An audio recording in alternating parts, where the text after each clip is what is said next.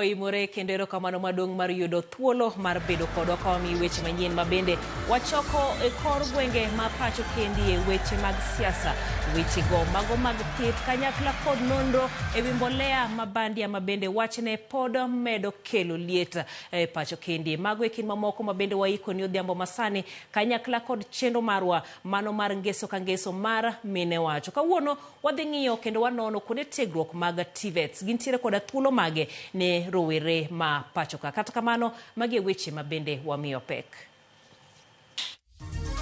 Na maema yenye imebebwa na maji. Watu wanakoncheka sasa kwa malaria. Jodak manodar e miechegi e gwenge ma Baringo kaluwore koda njore koro nigi midhiero diriyo ka koth mapek rocho ngimagi e kambi jot ma Moi Nonin. There are people dying in public hospitals. Doctors and the employer and they have not agreed. This should not be happening. Riwruok mar Bishobe Jokopere KCCB kwayo sirkal mondo otiek mapiyo ng'anyo mar lakteche mondo ores ngima jo Kenya. Sioni shida ya usaliti mwingi sana huku. Mtapelekana na hawa vizuri sana na watawasaidia kwa kazi zenu. Usaliti huko upande mwingine sitaki sijui. Jatend piny machon Uhuru Kenyatta osiemo wang' josiasa ma andhoke konyisogi ni telo gi pesa duto biro rumo.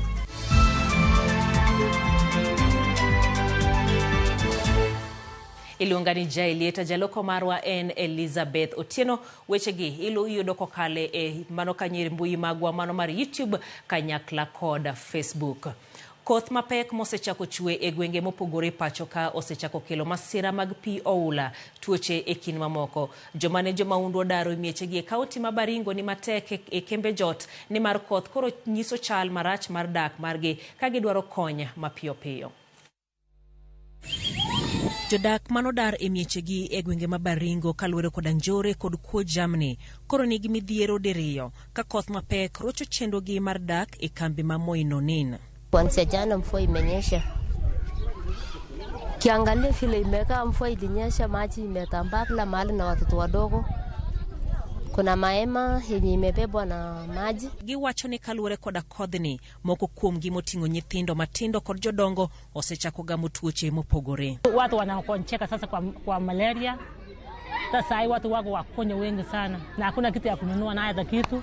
Malaria imesidi. Sasa kisidi malaria si naenda Marikat. So watu ya nini imeletea sisi watu ya Red Cross imeletea sisi dawa.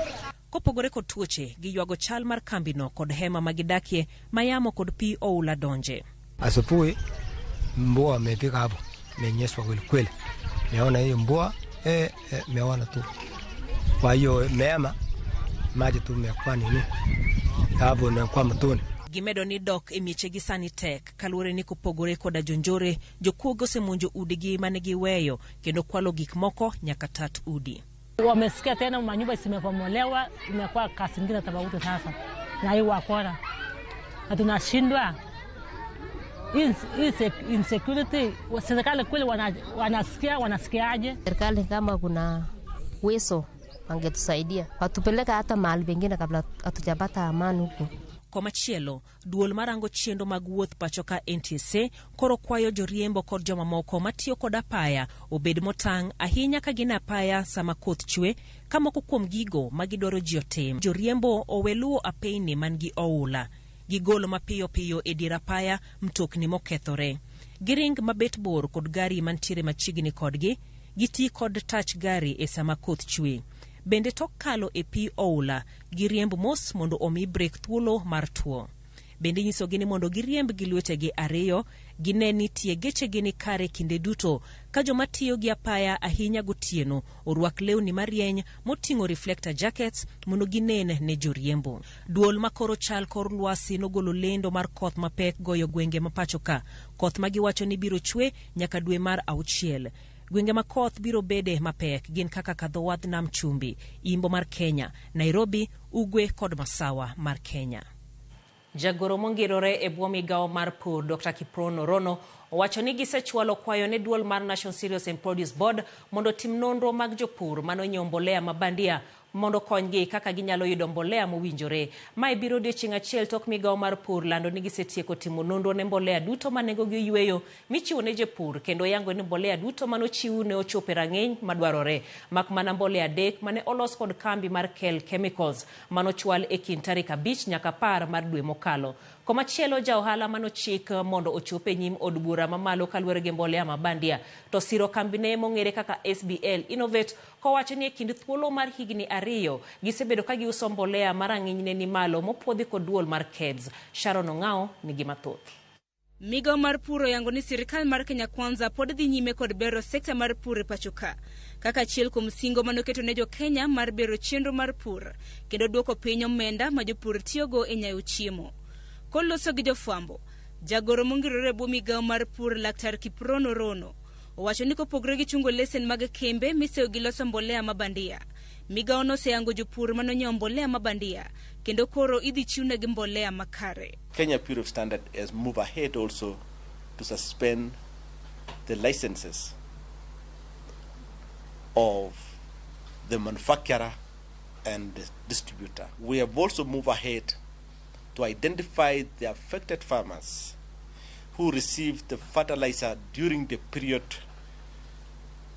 where that fertilizer was noted to be having some questionable components, which is the period of 5th and 10th of March. Migawo no wacho ni pod gidhi nyime mar yango kembe mamoko miseyo kod uso mbolea mabandia ka gimedo ni biro kawnegi okang' mar chik. All individuals who are involved in these malpractices, their time has abruptly come to an end. Komachielo, ja ohala Josiah Kimani ma en director mar kambi mar SBL Innovate manochik mondo chope nyim od bura mamalo kaluwore gi mbolea mabandia osewacho mosebedo ka wachore ni osebedo koyudo omenda kowuok kuom uso mag mbolea manengogi oyweyo. When I heard that I've been receiving money from subsidy, that's not the right thing.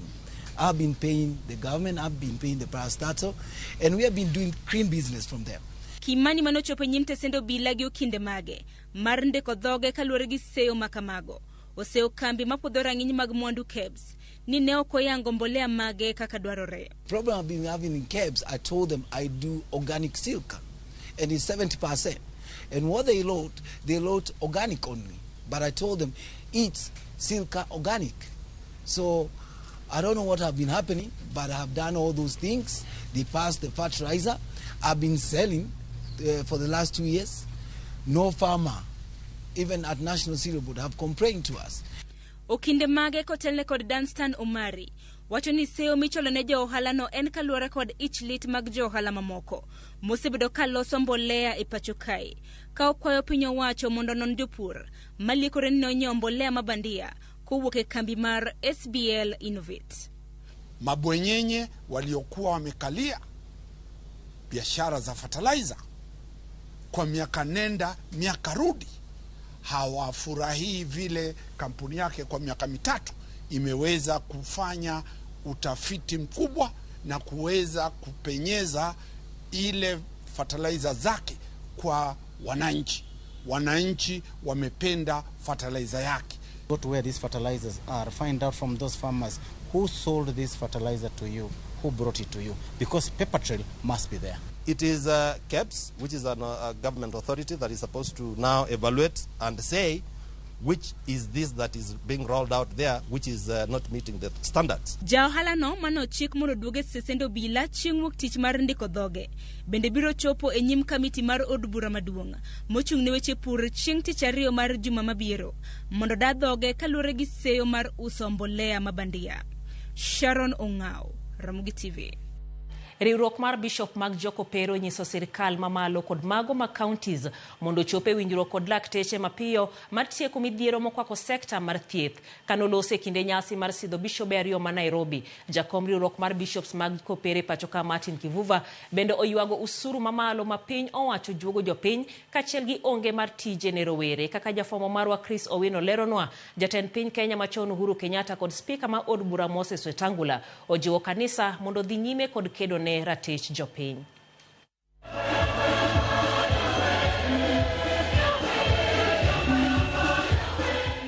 Kanisa mar jokopere okwayo sirikal mondo tiek ywarruok manie kindgi kod lakteche e yo mapiyo mar geng'o thoe.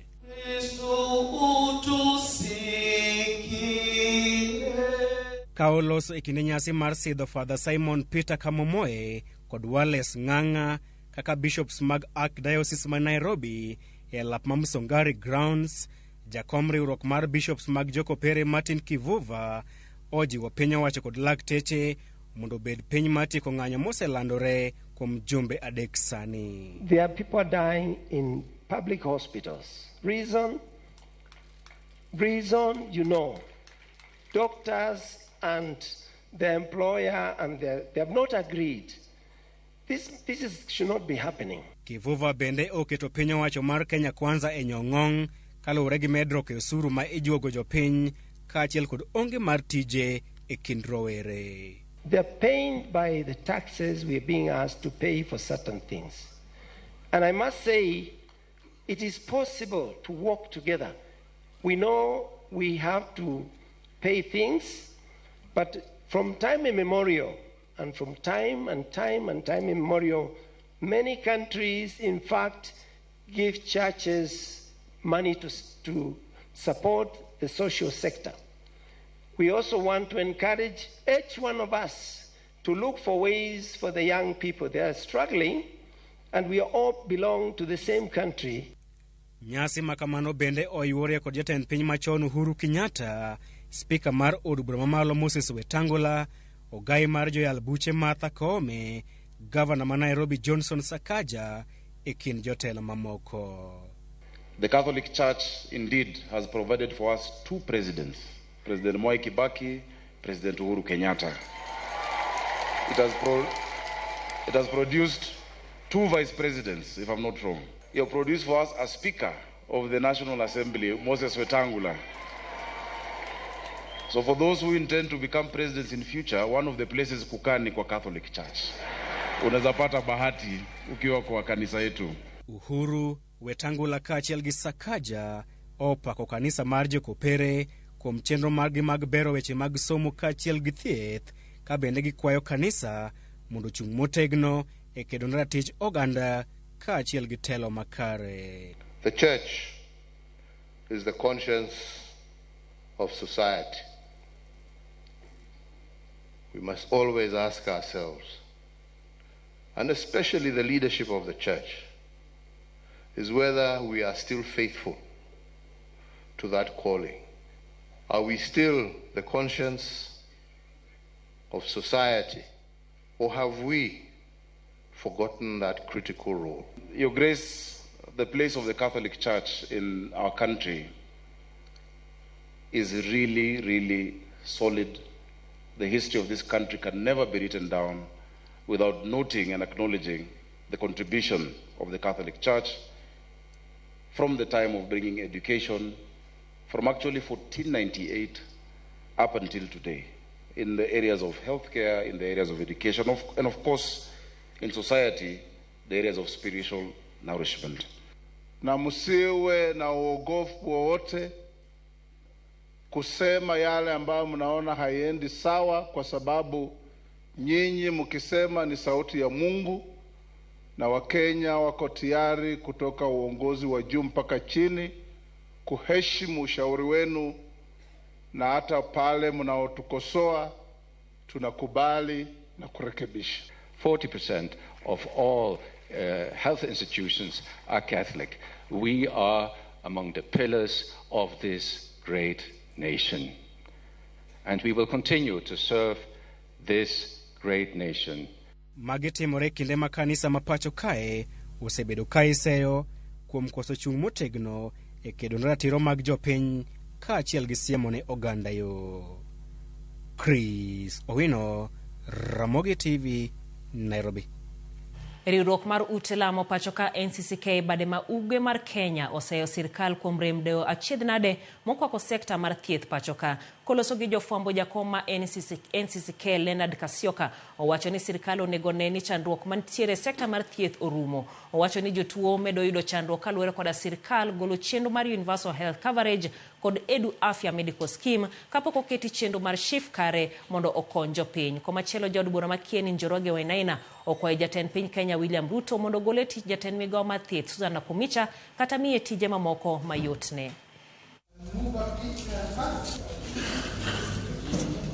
The transition from the National Health Insurance Fund to the Social Health Insurance Fund is extremely slow and not well understood.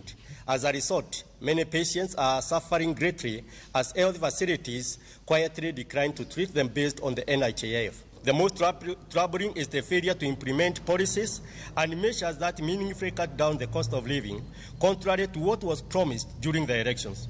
Persistent increases in taxation is hurting our people. We call on the Parliament to fast-track the review of the Finance Act of 2023. We are 55 million Kenyans, and our Minister for Health is one, Nakumicha Susan.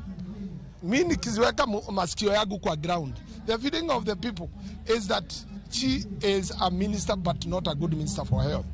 We are not challenging the appointing authority, but she can maybe do in another ministry. Because what would happen if we had a crisis like the COVID-19 we had in 2020? Can Lily Nakumicha deliver us from those temptations? The answer from the many people in Kenya is that she may not be able to. For that reason, I'm pleading with the appointing authority, kindly bring a serious person to that ministry. Egino manenore kaka ote ne josiasa manutiyo kode kinde mokalo kendo riwore koda piny owacho mar Kenya Kwanza. Jatend piny machon Uhuru Kenyatta golo siem ne josiasa majo andhoga ni gimoro amora mantie koda chakruok ne nyaka bed kod giko. Uhuru kane lose kinde nyasi mar sidho Simon Peter Komomoe kod Wales Ng'ang'a kaka bishobe mag Archdiocese ma Nairobi onyiso jokristo ni andhogo pongo siwandha mar siasa kopimogi kod Judas mane ondhogo jawar Yesu. Moko kuom josiasa manoyore nyasi no gin spika mar od bura mamalo Moses Wetangula, gavana ma Nairobi Johnson Sakaja, jatend migawo matije sirkal Moses Kuria e kind jotelo mamoko e piny owacho mar Kenya Kwanza. Sioni shida ya usaliti mwingi sana huku.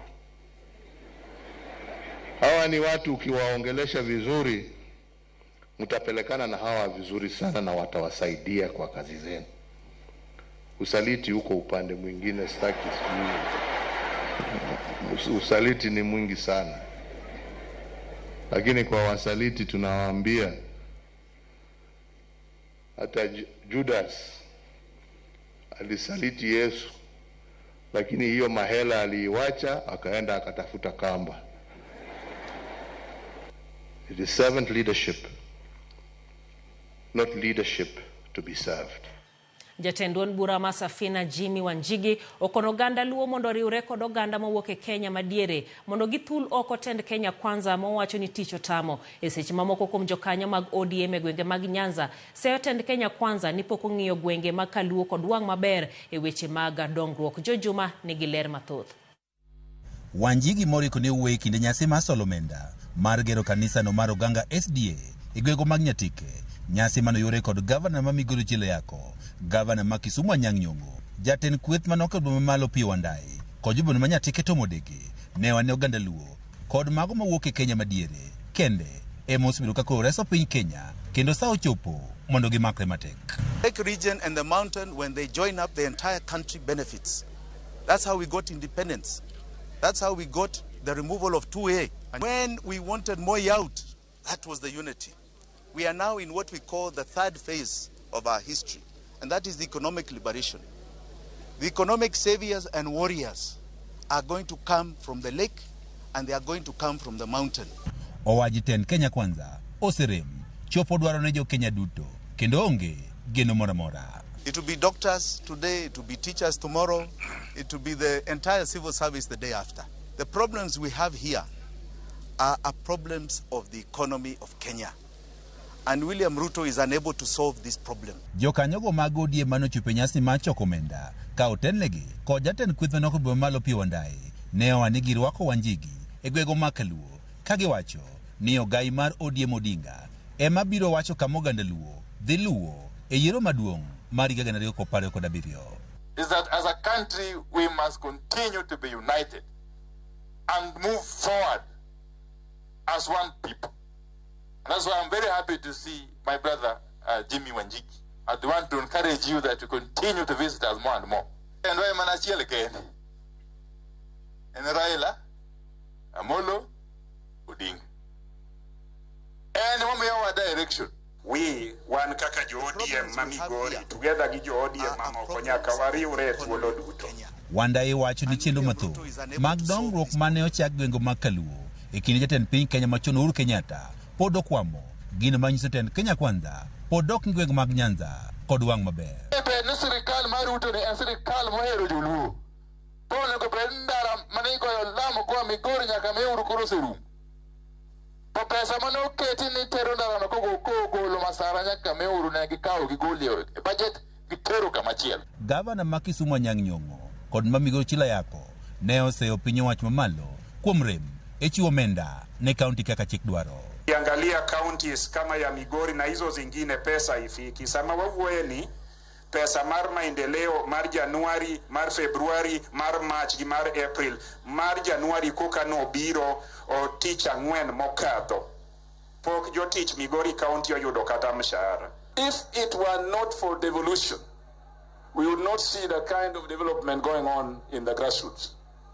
That devolution was fought for in Naivasha by ODM. And the gains of devolution are known to us.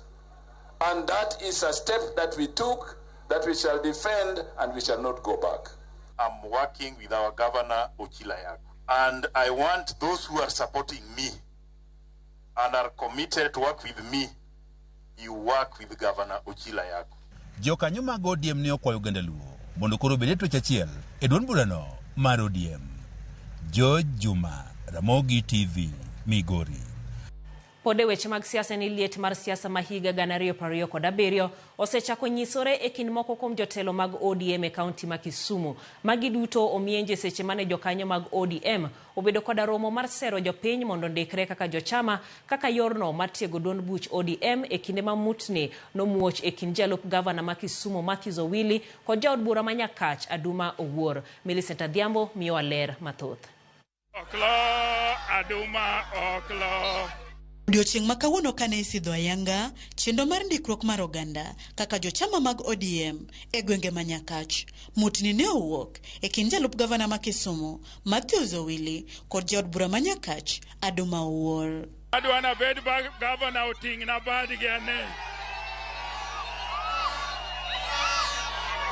Mano biro bang' ka jaod bura Aduma Owuor luenyore kod thoth jopiny mane oyuoro e nyasino bang' twak mare kendo weyo jalup gavana Matthews Owili kod oganda manok kende. ODM wacha mjumbe aende kwanza peane pesa alafu mrudi hapa tuongee.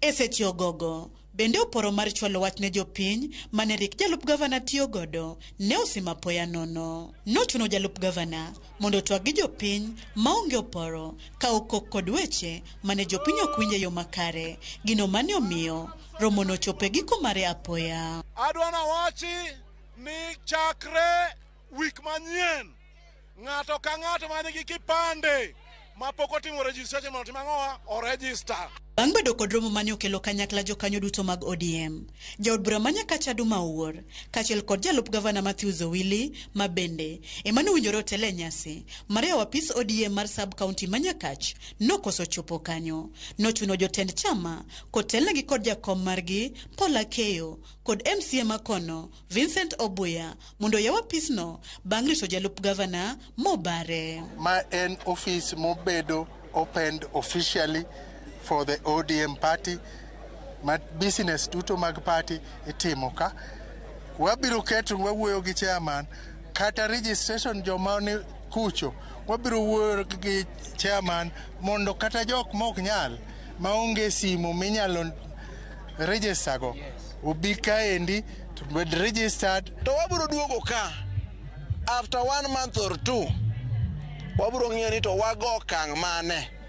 Ne wan mana flower girls koso ne watiyo tich moro koro wabiro ng'iyo ni to nyo wan ji ariyo bwe wamedo ji 20 mondo wabed ji 22 mane momiyo wayaw gini. We cannot buy party, we cannot buy human beings, but we want to encourage unity. There's a sense for unity. Wan gima wamanyo ne wadwaro tego teko mar chama mondo chama obed gi wang'e ka wachomo yiero mabiro. To chama en ang'o? Dong chama en ODM kende. Millicent Adhiambo, RamogiTV, Nyakach, Kisumu County. Erokamano ahinya Millicent kuom reporter machalo koda mano mabende koro terowa iyuyo mokwongo Bernard Okeo ka ntiere Nyora Academy wacho ni jael RamogiTV neno maler kabisa kendo weche manyien donjono maber. Rosemary Otieno mar Mombasa Dunga wacho ni mor kod RamogiTV goyo mos ne jok mayudo chandruok mano kanyero ka ntiere mano Nyaugenya Sidindi.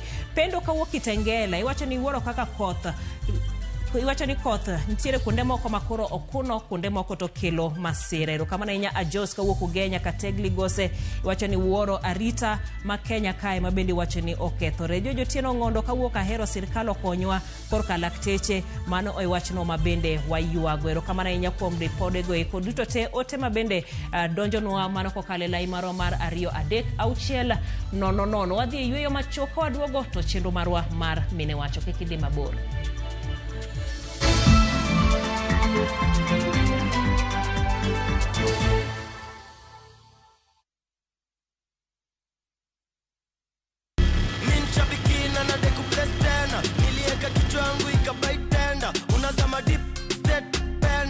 Nikaingia kwa mkahawa, mimi kichwa yangu akili zangu zote ilikuwa kwa nyama choma. So si kuona bado ina run.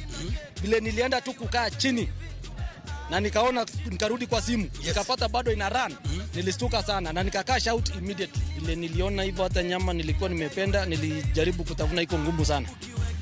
Si kukula tena hiyo nyama. Mimi ni mkulima na niko na projects. So ni kuendeleza tu ukulima yangu na projects zangu. Ukichukulia ikuwe ni rahisi na ujue vile mtakaa na captain mcheze mzuri utaielewa. Lakini with the time the more unacheza the more unapata experience na unajua jinsi ya kucheza. Aviate ya Shabiki.com inakupa the biggest multiplier in Kenya. Shinda up to 50,000 times your stake. Yani ukiweka stake ya 100 bob, ndege ipeperuke, unashinda 5 million within seconds. Na ndege pia ikifly away, Shabiki.com inakupatia 5% refund ya stake yako kila siku. Usikubali kulose. Changamkia Aviate on Shabiki.com. Not for persons under the age of 18. Shabiki.com is authorized and regulated by BCLB license number 587. Experience the coastal bliss with View Travel's exclusive offer. Unwind and relax in an all-inclusive stay at Sun and Sand Beach Resort in Mombasa. Enjoy unlimited drinks and snacks as you embrace the tranquility of the sea, beautiful sunset views, and relaxed beach walks for only 21,000 Kenya shillings via SGR and 34,500 Kenya shillings for the flight option. Don't miss out on this exclusive offer, only available to View Travel clients. Call 0703-254-254 or visit viewtravel.com and book your dream escape now. View Travel. Dream. Explore. Discover.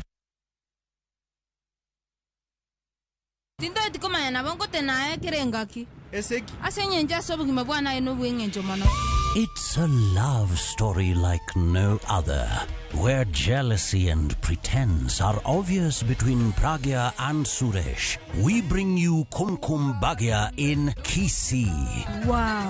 Watch the drama unfold as Pragya is set to marry another man.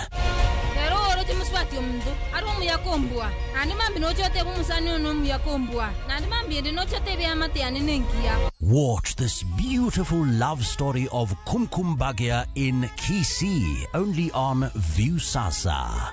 Dial *487*1# or visit viusasa.com to renew your subscription. Wanchimbwa maiso ko mia yetamanyaini.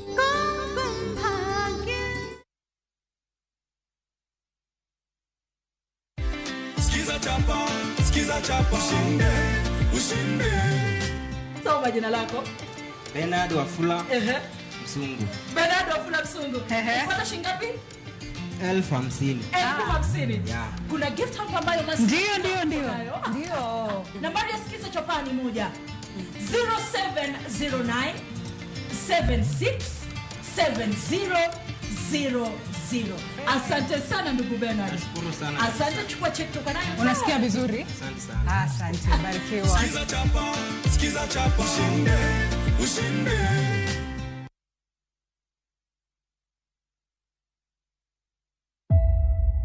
Penjo sebete wikit ji ma odake iye. Mungu asetemo gi mano ka onge. Adwaro tich. To ka tich onge, to pod ma vijana gi pod dhunde uno marayudo kamoro kamoko wuodho atemi po magisedhi. En kido mage manyaka jomatindo loki ka gidwaro lokruok ne ngimagi. The problem with our youths today is sana manyanza. Mabeo kadar yambo wala handouts. To manigi maenyo. To bende jotelo oseketo gi machiegni kendo poro wach kodgi eng'eyo midhiero margi. Nitie nyaka mapingi kapok ong'e ni ng'ama nade, ni mago group mamadho nyasore kuro, mago werego uru. Koro ing'e ka leaders moseketo ni unun jonjaga ok ginyal konyu, kara jomage madwa konyo. Jumapil tarik 7 saa 1:03 otieno mana e RamogiTV. Kik bai.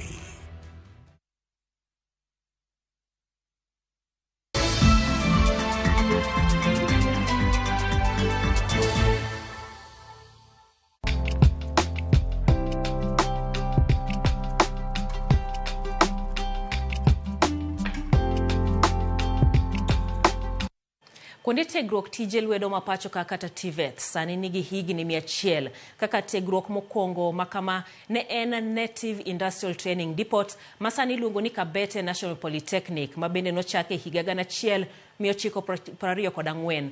Piny owacho kokalo migawo mar somo chako nyasi mar dhialo higni 100 gi ka toch makende momoki mabiro wuotho e gwenge duto pacho ka.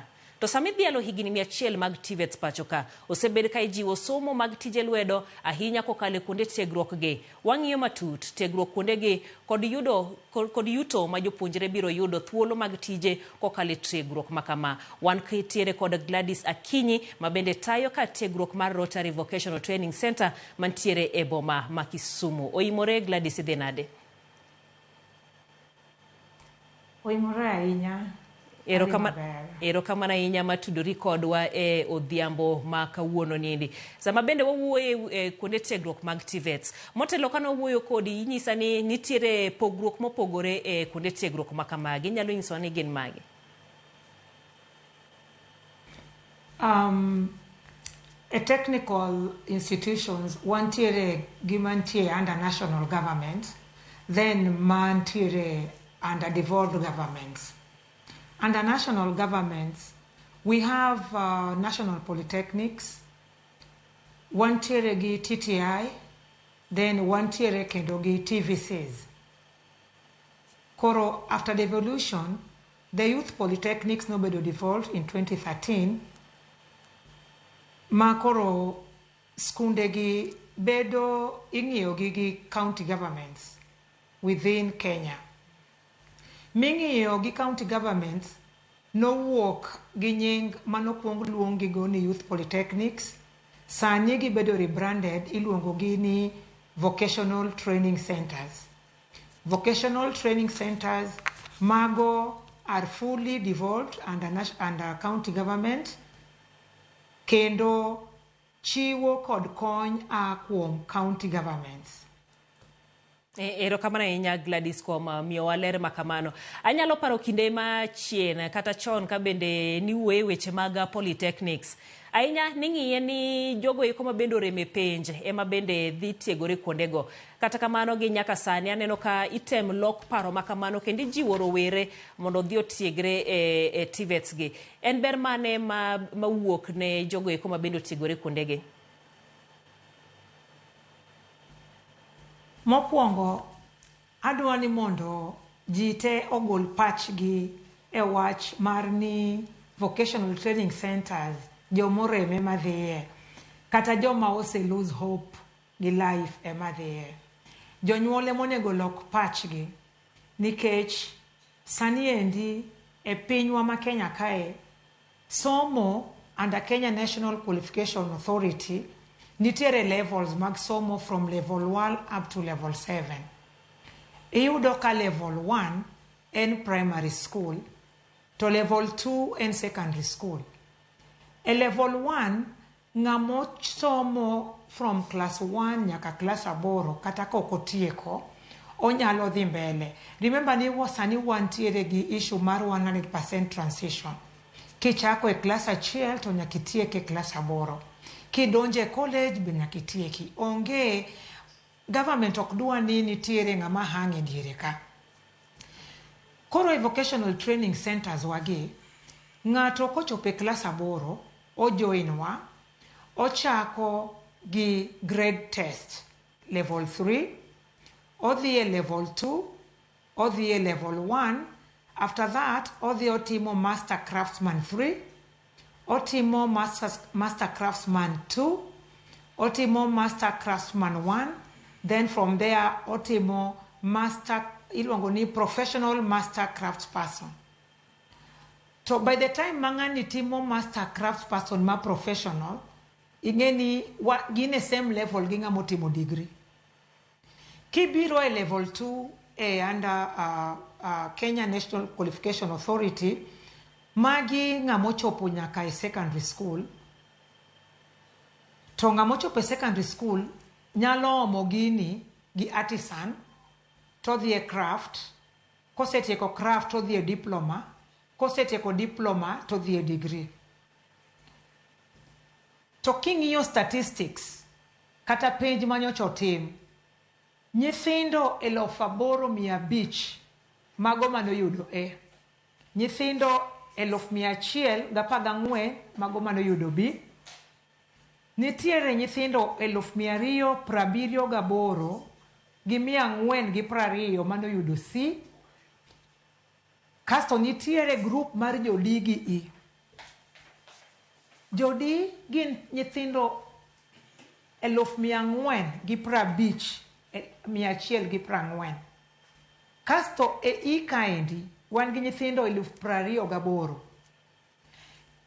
Kiriwo nyithindo manoyudo D gi E, wachiegni bet gi nyithindo 500,000. Koro kata un kung'iyo nyithindo 500,000 gi kowegi aweya, ang'o manyalo timre? Kae kuma wayude nyithindo madhi e nyasore, nyithindo madhi e drugs, kae kuma wayude early marriages gi early pregnancies. Koro vocational training centers nitie kae mondo absorb nyithindo gite, nyithindo 500 gi, 500,000 mago bedo enrolled in our vocational training centers ma ipuonjo different vocational skills. Mano bende makoro odwaro ni mondo wadonje mondo wawinjane to gin kaka courses mage mabende gitimo kanyo, nikech aneno ka penjo moro donjo na kae ka wang'iyo siasa madhi nyime pacho kaka bende wacho ni jogo tiegre mondo konye gero udi manyasani. En mana weche magedo kende ma gitiegore godo kanyo koso nitie courses mamoko? Adwa nyiso jowinjo kawuono ni courses mipuonjo e vocational training centers ng'eny, kendo watimo ga mapping nikech wadwa ni wa offer courses ma bende the industry around us nyalo kawo nyithindo gi. Koro we have food and beverage idendo gi dholuo ni puonjruok mar tedo. Wantie gi hair dressing en suko wich. Wantie gi beauty therapy, ineno kaka koro waler uso king'iyo such waber, mago ipuonjo e vocational training centers. Wapuonjo nyithindo gi nyaka loso mtokni idendo ni motor vehicle mechanics. Wapuonjo nyithindo gi plumbing.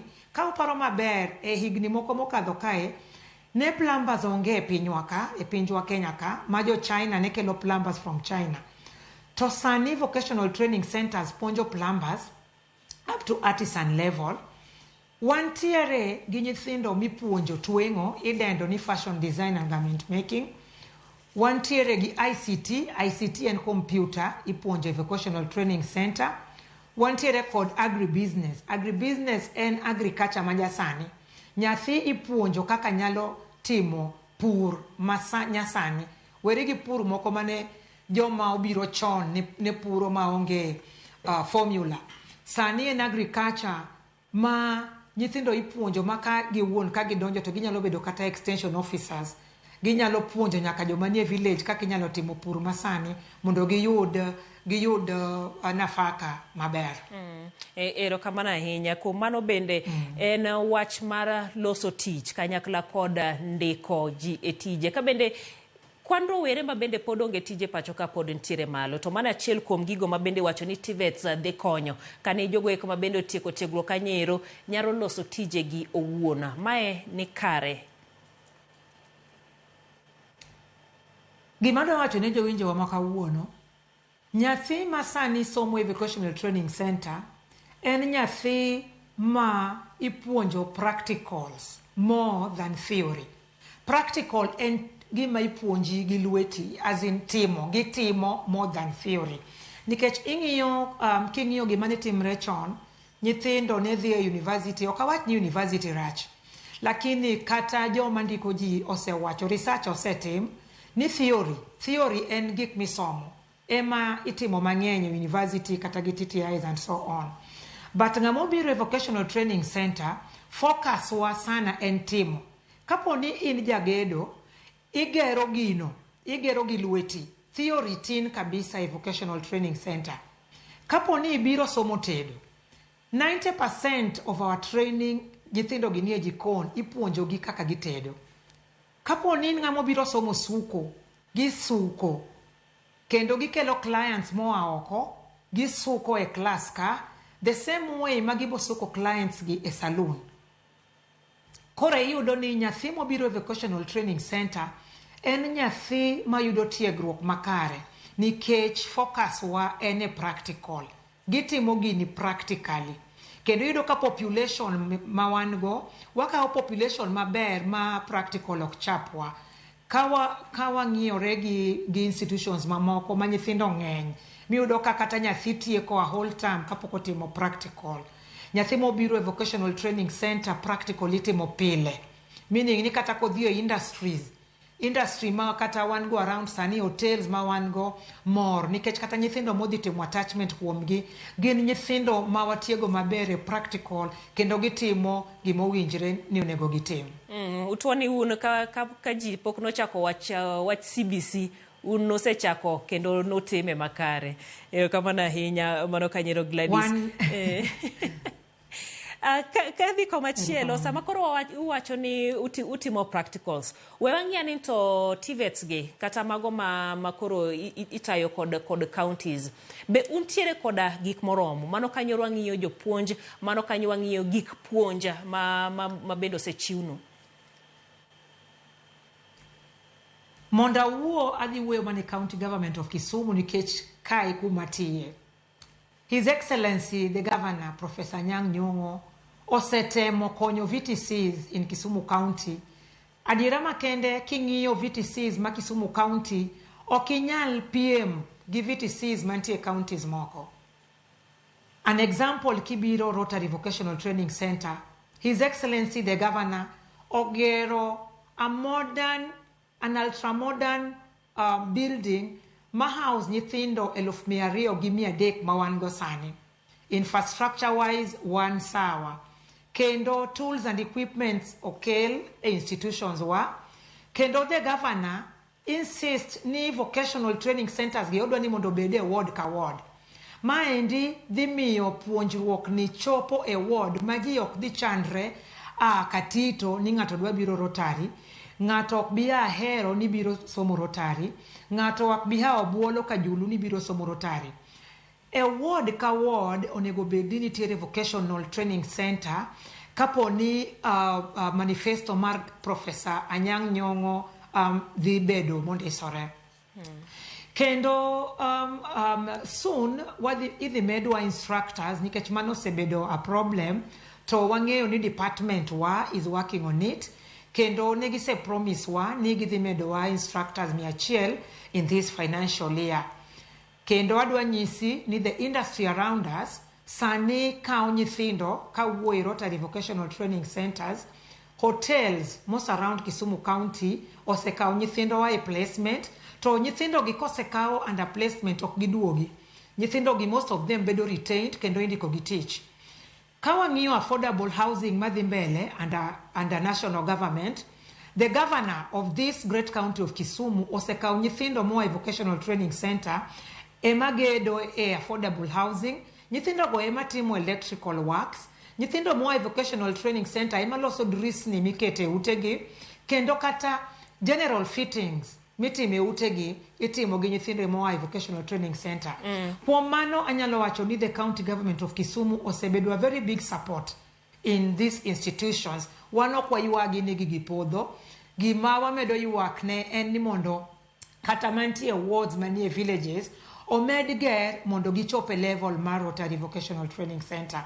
To nikech Rotary Vocational Training Center en a model institution in matters VTCs, not only in Kisumu County but in the whole Kenya as large. Ero kama inya Gladys, mana penja chiel kaito watieko, Fred Achieng kawuok Kisumu Amboleo, iwacho kanyero nito openjo weche mag grade aparo ni mano nise duoko, kochakre klas 8 kabende kakoro dhi malo, mano e penjo maintiere godo. To machielo mabende penjo nito bende, jopuonjre gi bende yudo sira mag somo, mano kanyero kokalo school fees, mana gi dakika chiel kawatieko.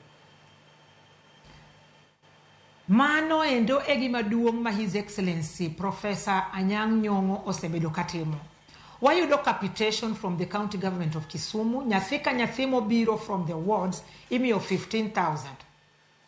Then wantie bende gi county bursary. County bursary sani the department, the Directorate of TTI and Social Services oseketo ni the bursary, being new we are a devolved function, bursary imiyo nyathi ka nyathi mabiro e Vocational Training Center at an amount not less than 5,000.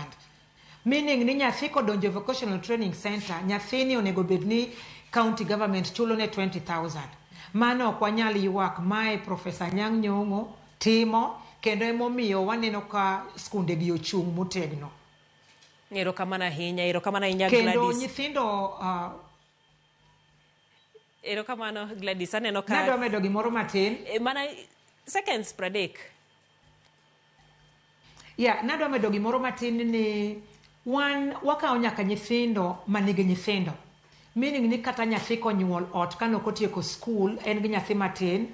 A Vocational Training Centers within Kisumu County wan gi baby care centers kuma wakete nyithindo gi karito minegi kasomo. Mae osekonyowa gi retention. Mano emomiyo adwa nyiso jonyuol kik gibed gi nyithindo mane gi passive no rem. Sani ng'ato kobiro Vocational Training Center romre nikech ng'ato kochopo e Master Craftsman 1 oromre gi ng'amo timo degree. Ero kamano Gladys. Koro jonyuol kik wach ni magi kumitere nyithindo mopodho. Ero kamano hinya, ero kamano maduong' kuom miyo walera matute wi kuonde tiegruok mago mag TVETs kata Vocational Training Centers mabende kanyo ero ahinya kuom ranyisi mantiere county no ma Kisumu. Ka ng'ato penja keni to TVET ochung'ne ang'o? Mano Technical and Vocational Education and Training. Ero kamano maduong' matut pod wabo ng'eyo ka jogeko mabende dwaro ng'eyo gi nyalo mana dhi e mbui timanyo midwaro kendo idonje mapiyo piyo. Wadhi e yweyo kaito waduogo tieko weche mamoko mag Oimore.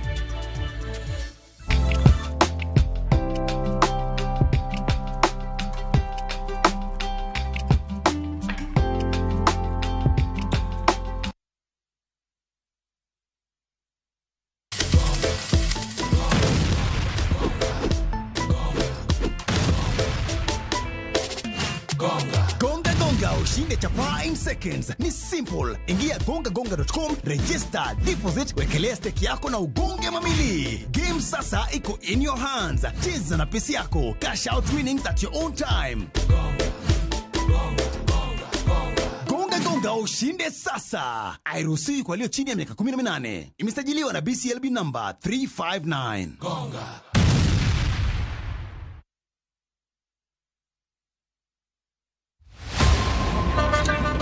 Tuanze kulipa kadi sasa, na kadi ni cashless. Umesema tunaweka pale? Na kwa ile namba. Mimi niko na cash. Nisaidie hiyo do na namba yako ya simu.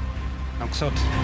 Kain jawuoth mar matatu e safar machiegni kata mabor. Non kendo yang ni chulo fare mari kokalo e yor mbui. Non ane ka yudo receipt mari e simbi. Kama sira ujuki kendo idwaro ni ochuli gi kambi mar okumba. Receipt mari kata digital receipt eneno mari ma ibiro golo. Ka in wuon matatu dwarore kokalo kuom okumba mari mondo ibed gi yore mag chudo kokalo e lony manyasani. Mondo matatu mari oyud okumba. Mambo ni digital. Tudri gi jal ma uso okumba mondo ing'e mathoth.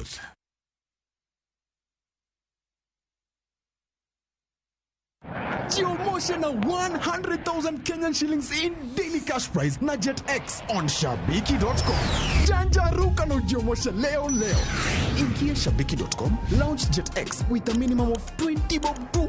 Skuma jet yako to the highest multiplier of the day. Tukujenge na 40,000 shillings kila siku. Number 2, anawai 15,000 shillings na the third highest multiplier anapata 10,000 shillings. Sijamalizana na wewe. Number 4 to 10 tunawajenga na 5,000 kila mtu. Usipite na hii chance. Kuwa rubani. Jiomoshe na JetX on shabiki.com and win big. Not for persons under the age of 18. Authorized and regulated by BCLB number 359. Nyakwa Ramogi, Kenya Eratil. Raila has a space to say what Gima Jakom Dwawacho. The opposition, nothing nyake Supreme Court. Ngewa tieki. Onliet Nyakwa Ramogi. Jumapil ka Jumapil. Ana chungo mama Ratil kadel war piny. Ka adwani wa discuss kaka Kenya dhi. Winj tuak magoratil piny. One was a gore no opposition. One was a gore no opposition 50 years. Mae ukiparka kele wich bar moro. UDA onge kama pose donje. Adwani peja bati. Koso donje kona mane. Sachiel gi nusu tieno. Siasa mar piny Kenya en siasa koso dongruok. Kai kelo ni kod George Bati. Kik bai.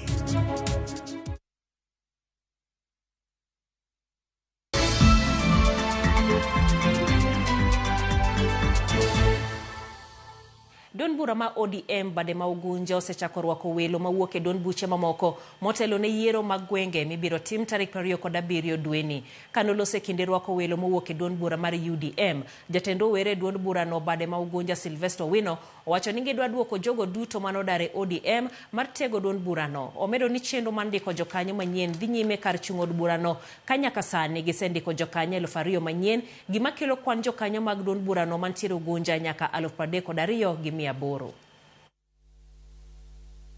Koro members mineno gin jomoduo officially oduoge party to mabe watimo kawaikre ni yiero marwa mag grassroots mar party mabiro tarik 27 mondo onwang' kawaikore kendo waketo odwa e yo makare mondo kwa dhi chako yiero kwa strengthen go party marwa twabedo nuan gi team motegno. Total members temo wase register manie party mar ODM en 32,815. UDA pok na donje anane UDM mantie Azimio 2022. Gijatelo moro mene dwaro koma mbunge. To kane ne UDM owuok bodoka Kenya Kwanza to kiyiero. Tan chieng'ne mabe na dong'ie ka Azimio.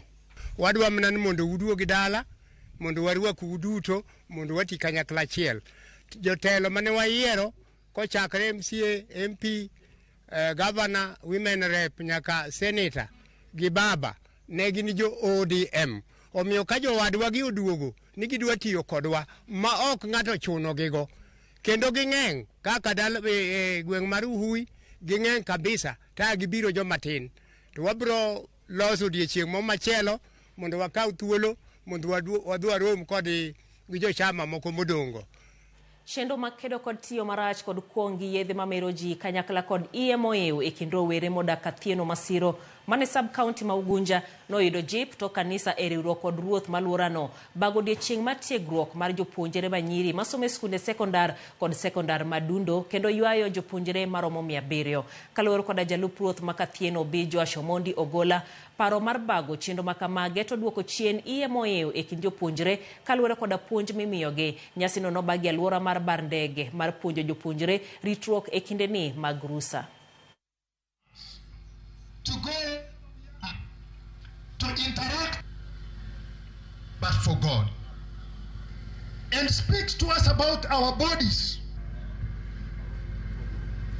to me, which will lead into the.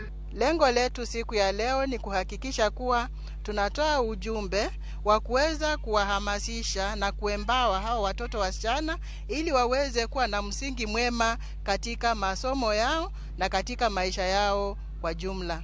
To achiel kuom gima chando dhano moloyo nyathi manyako mondo mi odhi nyime e yo makare gi weche mag dongruok mag ngima ma dhano en ni ka nyathi manyako oyudo ich e kinde machon kata odonje weche moko mag anjao kaka madho kong'o, yien mamero, mae momiyo en thuolo maber ahinya ma mondo mi wati gi jowetewa moloyo odiochieng' ma kawuono ma mondo mi wakel lokruok e ngima nyithindwa gi. Gweng' ma Nyiro some en gweng' modongre kabisa. Emomiyo wan wawuogre mondo wachak empower women mondo nyiwagi bende obedie ka Grace Ogot, gibedie ka Christine Ombaka, gibedie ka Margaret Ogola, gibed ka mine moko madongo ma ji oluoro e Kenya kawuono.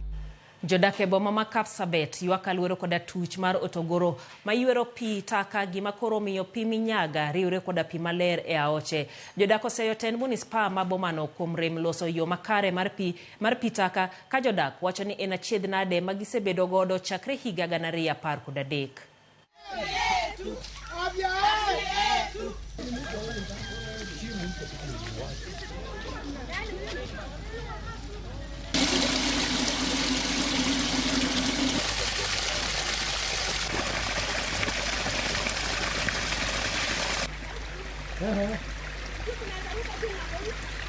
Mara nyingi tuna shida sababu ya harufu inayotokana na sewage. Watu wakiwa kanisani unapata ya kwamba haileti raha sababu inaharibu mazingara. Alafu shida ya pili ni kwamba the same sewage imetobolewa kupitia shamba ya kanisa na inaingia kwa stream ambayo iko hapa chini na inaingia katika maji ambayo pia watu wanakunywa. Na jambo lingine ni kwamba hii ukiangalia fence ya hii sewage yote imeharibiwa na haifanyi. Sasa watoto wakikimbia hapa unapata ya kwamba danger ya hii sewage watoto wanatumbukia ndani. Na gavana alikuwa Chematel na hii kitu iliwekwa more than 15 years ago. Na sababu atijajua ni nini. The same CS ya Eld ako hapa na alikuja in person akatuambia within 14 days. Hiyo 14 days to date from 2017 mpaka sai wako wapi? Tusitutanganywe tugunywe siwe na hali anasema tunapatiwa maji masafi. Maji masafi wapi? Gavana wetu wako very active. Saa akiwa very active angekuwa active kwanza kuanzia nyumbani. So mara nyingi tunamuona Nairobi ako mahali anaelewa tu ni wapi. So wacha aanzie nyumbani. Akuja afanye kazi nyumbani hapa. Awaje kutembea Nairobi aonekane kama na Nandi yako na president.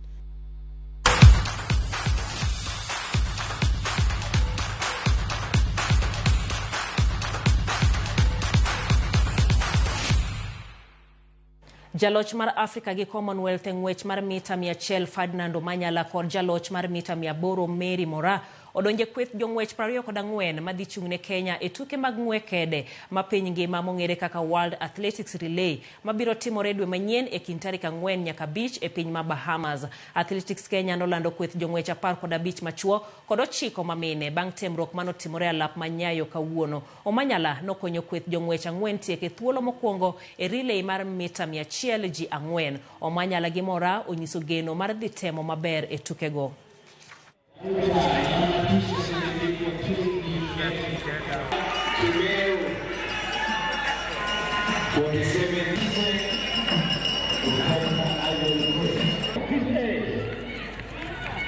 Wanakabidhi kundi la pili sasa linaondoka.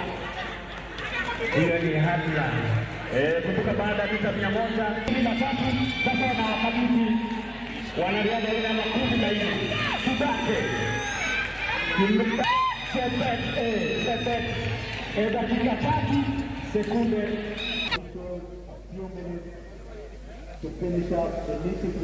Basi mambo yanazidi kupamba moto kabisa.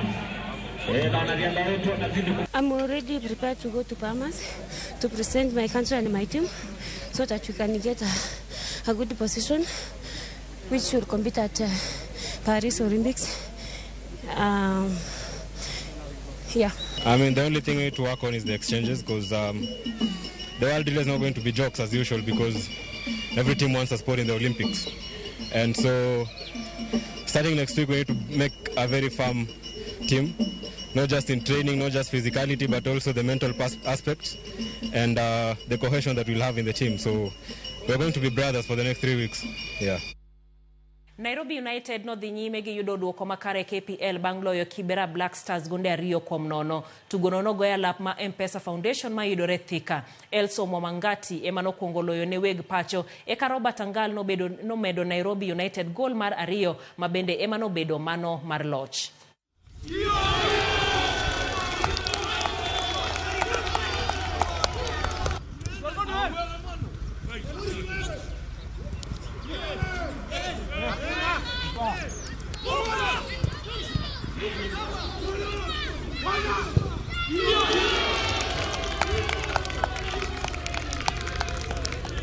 Kumekuwa na hiyo kukosa kumakinika kwa some of the players, na unajua pia football sio tu ati physical, so we also need to find out maybe their mental preparation imekuwa namna gani improve, na ndio maana hii matokeo imekuwa hivi. So nashukuru vijana wako ready ku work, wanaonyesha pia intention na believe tukiendelea kusukuma hivi tunaweza achieve goal yetu.